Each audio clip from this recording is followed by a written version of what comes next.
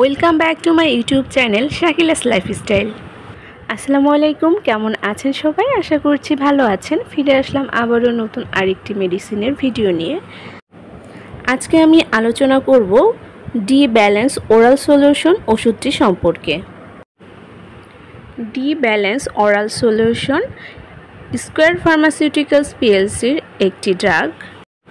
50 ml বোতলের মূল্য 150 টাকা। ডি ব্যালেন্সের generic name পলিক্যালসিফেরল vitamin D3।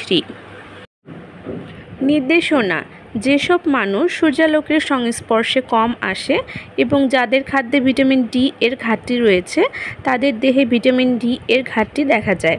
Vitamin D3 পর্যাপ্ত ক্যালসিয়াম ও ফসফেট শোষণের মাধ্যমে মজবুত অস্থি ও দাঁত গঠন, রিকেটস, অস্টিওমালাইসিয়া, অস্টিওপ্যারেসিস প্রতিরোধে গুরুত্বপূর্ণ ভূমিকা রাখে।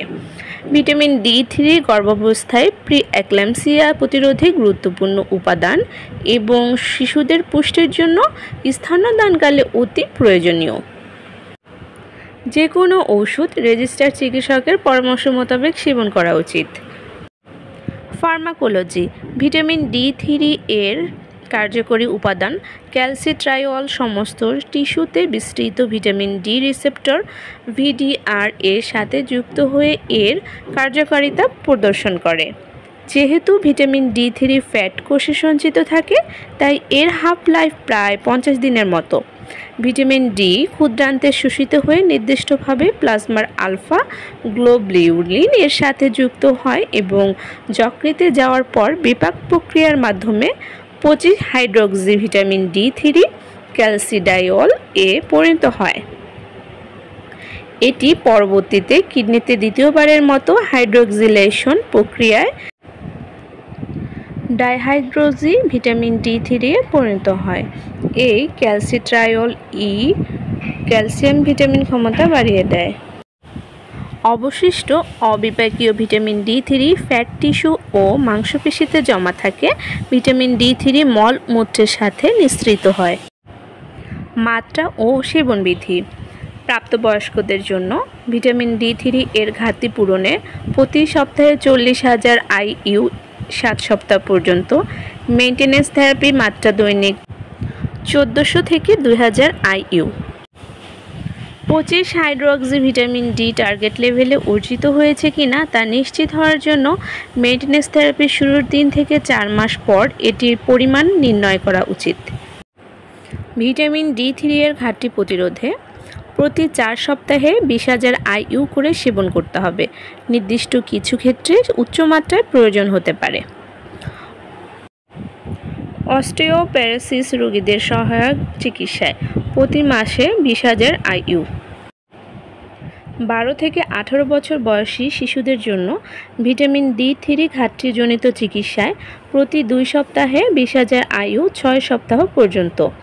ভিটামিন D3 ঘাটতি প্রতিরোধে প্রতি 6 সপ্তাহে 20,000 IU। রেজিস্টার্ড চিকিৎসকের পরামর্শ মোতাবেক ওষুধ সেবন করুন। ওষুধের মিথস্ক্রিয়া: যেসব ওষুধ দ্বারা ভিটামিন D3 এর শোষণ ও বিপাকে বাধা প্রদানের মাধ্যমে দেহে ভিটামিন D3 এর ঘাটতি হয় সেসব ওষুধ হলো ম্যাগনেসিয়াম সম্মিলিত antacid, digoxin, thiazide, diuretics, cholestyramine, colestipol, phenytoin, phenobarbital, অরলিস্টাটাস এবং মিনারেল অয়েল। এছাড়াও কর্টিকস্টেরয়েড যেমন প্রেডনিসোলোন দেহের ভিটামিন D3 এর প্রয়োজনীয়তা বাড়ায়। প্রতিনির্দেশনা: হাইপারক্যালসেমিয়ার সাথে সম্পর্কযুক্ত সকল রোগে ভিটামিন D3 প্রতিনির্দেশিত। এছাড়াও ভিটামিন D3 এবং এর অন্যান্য উপাদানের প্রতি সংবেদনশীল রোগীর ক্ষেত্রে এবং ভিটামিন D3 এর বিষক্রিয়ার কোনো প্রমাণ থাকলেও এটি প্রতিনির্দেশিত। পার্শ্ব প্রতিক্রিয়া: সাধারণত সকল ভিটামিন সাপ্লিমেন্টকে নিরাপদ এবং সুসহনীয় রূপে গণ্য করা হয়। তবে কিছু পার্শ্ব প্রতিক্রিয়া লক্ষ্য করা যেতে পারে, যেমন ক্ষুধামন্দা, অবসন্নতা, বমি ও বমি বমি ভাব, ডায়রিয়া, মাথা ব্যথা, কোষ্ঠকাঠিন্য, ওজন কমা, বহুমূত্র, অতিরিক্ত ঘাম, পিপাসা, মাথা ঘোরা, প্লাজমা ও মূত্রে ক্যালসিয়াম ও ফসফেটের অতিরিক্ত মাত্রা। গর্ভ অবস্থায় ও স্তন্যদানকালে গবেষণায় দেখা গেছে গর্ভ অবস্থায় 4000 IU পর্যন্ত ভিটামিন D3 নিরাপদ। গর্ভবতীদের জন্য নির্দেশিত দৈনিক সেবন মাত্রা 400 IU। তবে যেসব নারীদের ভিটামিন D3 এর ঘাটতি রয়েছে তারা বেশি মাত্রায় সেবন করতে পারবেন। গর্ভবতীদের উচিত চিকিৎসকের পরামর্শ অনুযায়ী ভিটামিন D3 সেবন করা, কারণ রোগের ধরন এবং চিকিৎসার সাড়াদানের উপর তাদের ভিটামিন D3 এর চাহিদার তারতম্য হতে পারে। ভিটামিন D3 এবং এর বিপাককৃত উপাদানগুলোর বুকের দুধে নিঃসৃত হয়।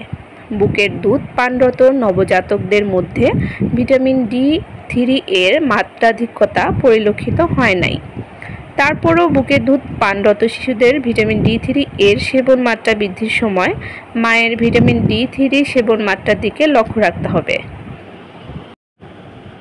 সতর্কতা: অতিরিক্ত মাত্রার ভিটামিন D3 সেবনকারী কিডনির জটিলতার সম্পন্ন গর্ভাবস্থা এবং স্তন্যদানকারী মহিলাদের ক্ষেত্রে নির্দিষ্ট সময় অন্তর অন্তর সিরামে ক্যালসিয়ামের মাত্রা পর্যবেক্ষণ করতে হবে।